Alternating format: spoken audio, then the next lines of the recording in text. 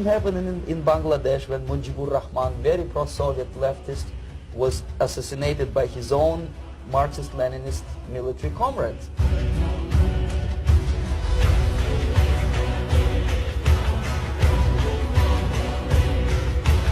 It's the same pattern everywhere.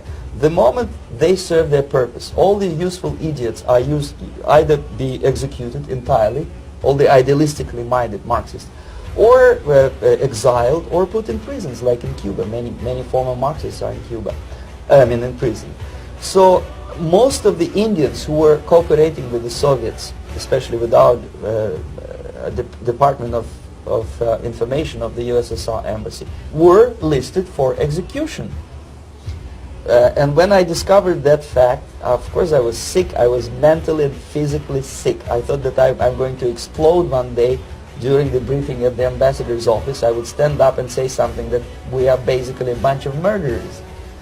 The immediate impulse to defect was Bangladesh crisis, which was described by American correspondents as Islamic grassroots revolution, which is absolute baloney. There was nothing to do with Islam, and there was no grassroots revolution. Actually, there are no grassroots revolutions, period. Any revolution is a byproduct of a highly organized group of conscientious and professional organizers, but has nothing to do with grassroots. In Bangladesh, it was nothing with grassroots. Most of the Awami League party members, Awami League means People's Party, were trained in Moscow in the High Party School. Most of the Mukti Fauj leaders, they were trained at Lumumba University and various centers of the KGB in Simferopol, in Crimea, and in Tashkent. So when I saw that Indian territory is being used as a jumping board to destroy East Pakistan, I saw myself thousands of so-called students traveling through India to East Pakistan, through the territory of India, and Indian government pretended not to see what's going on. They knew perfectly well, the Indian police knew it, the intelligence department of the Indian government knew it, the KGB of course knew it, and the CIA knew it. Anyway, so East Pakistan was doomed.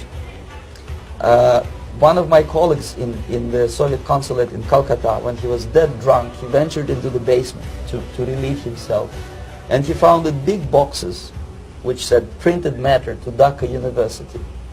Dhaka is the capital of East Pakistan.